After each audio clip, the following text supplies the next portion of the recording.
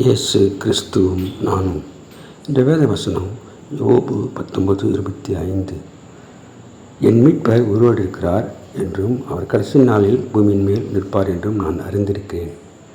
அன்பான சகோதர சகோதரிகளே, ஆண்டவர் தாம் சொன்னபடியே உயிர்த்தெழுந்தார். 3ஆம் நாளிலே அவர் உயிர்த்தெழுந்தார். அவரை கல்லறை அடைக்கி வைக்க முடியவில்லை. ஆண்டவரை வைத்த இடத்திலே பெரிய கல் வைக்கப்பட்டிருந்தது.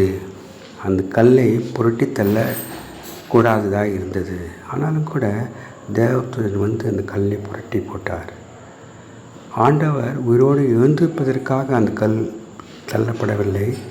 மற்றவர்கள் உள்ளே போய் பார்ப்பதற்காகவே அந்த கல் தள்ளப்பட்டது. தேவதூதர்கள் சொன்னார்கள், தாம் சொன்னபடியே உயிர்த்தெழுந்தார், தாம் சொன்னபடியே கலிலேயாவுக்கு போகிறார், அங்கே அவரை காண்பீர்கள் என்று ஸ்திரீகளுக்கு சொன்னார். அப்படியே போய் ஆண்டவரை தரிசித்தார்கள். உயிருள்ள தேவனை மரித்தவர்கள் தேடுவது என்ன? Have a blessed day. God bless you. Give your heart to God and to man.